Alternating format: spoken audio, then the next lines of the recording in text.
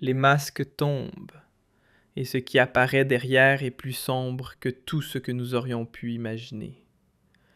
Le dossier Merz est désormais ouvert.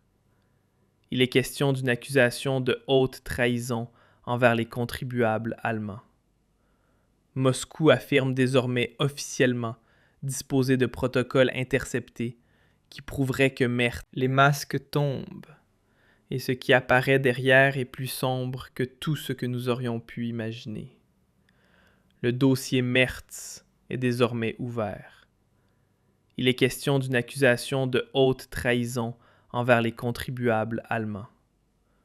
Moscou affirme désormais officiellement disposer de protocoles interceptés qui prouveraient que Merz, à huis clos, aurait approuvé une stratégie d'escalade plaçant directement l'Allemagne dans la ligne de mire. Au cœur des accusations figure le déploiement de nouvelles armes hypersoniques américaines ainsi que le rôle de la Bundeswehr dans un scénario envisageant l'utilisation d'armes nucléaires tactiques en Europe.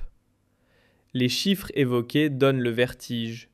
Des transferts budgétaires secrets de plusieurs milliards auraient été dissimulés en contournant le Parlement afin d'imposer, à n'importe quel prix, une capacité militaire tournée vers la guerre. Mais Poutine va encore plus loin. Il joue la carte personnelle.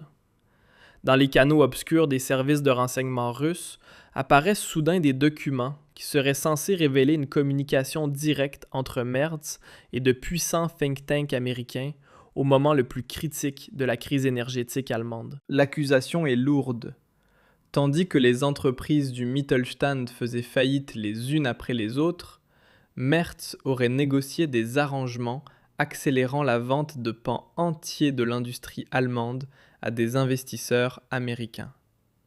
C'est le récit du chancelier des grandes corporations, un dirigeant prêt à sacrifier son propre peuple sur l'autel des ambitions géopolitiques. La tension est palpable.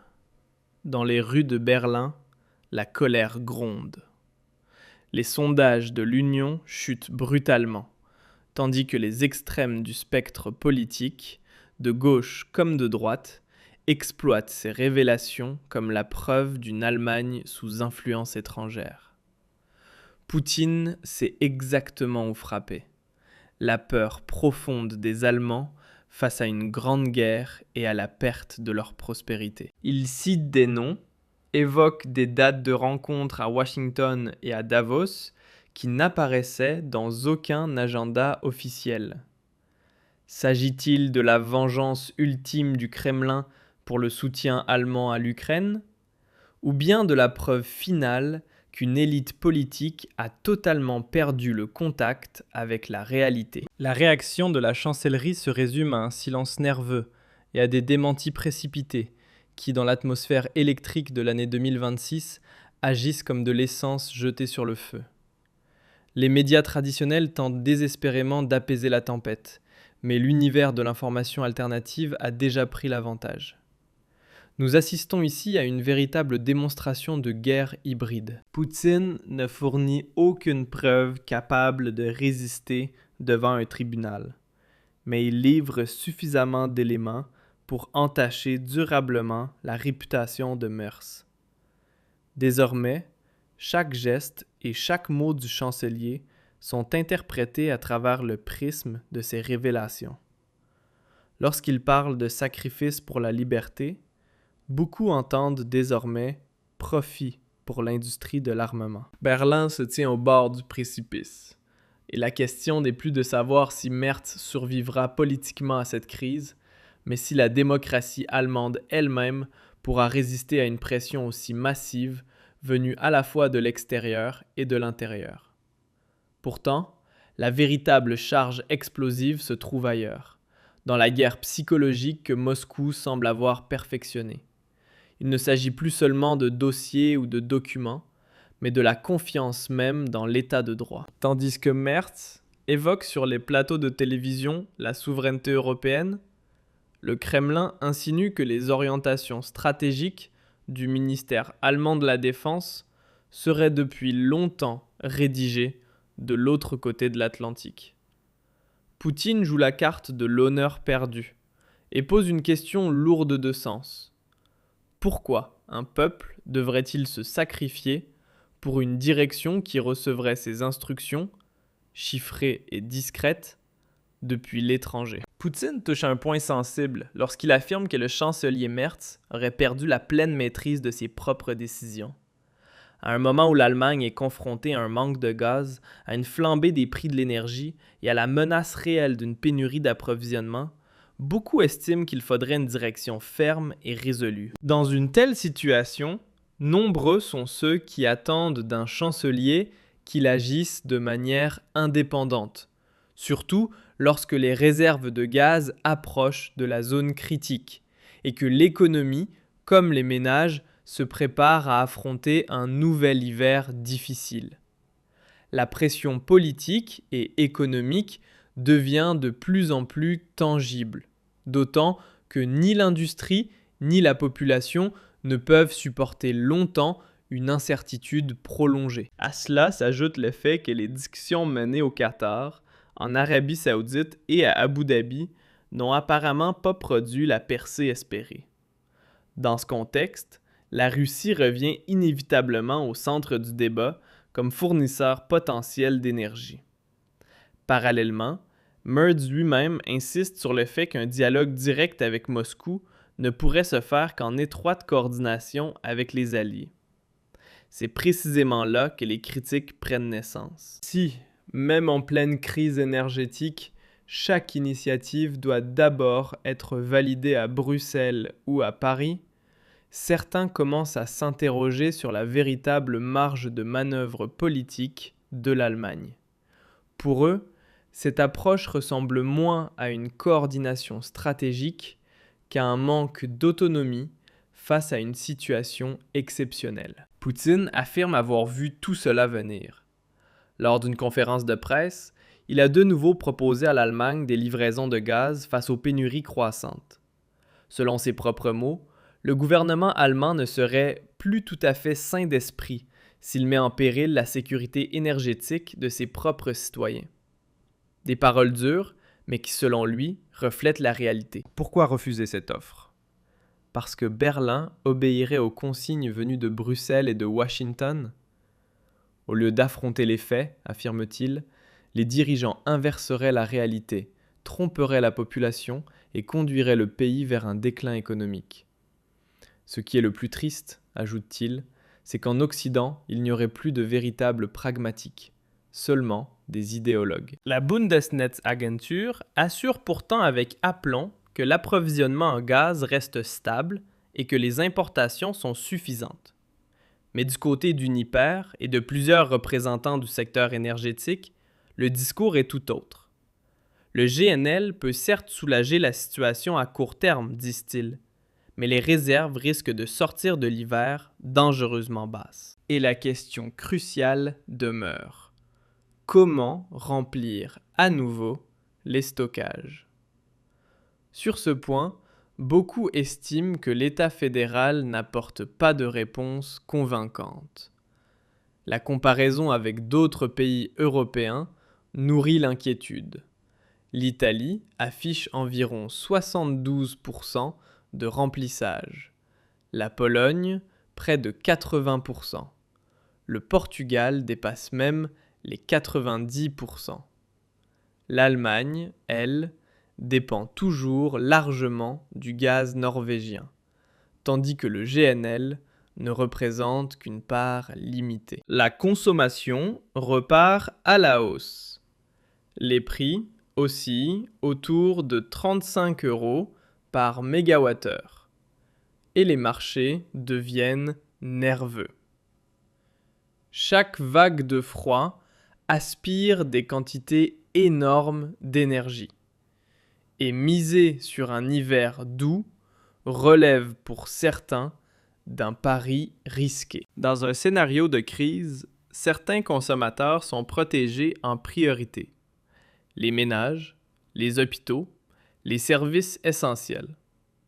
Mais si la situation se détériore, la priorité pourrait rapidement basculer vers les centrales électriques afin d'éviter un blackout généralisé.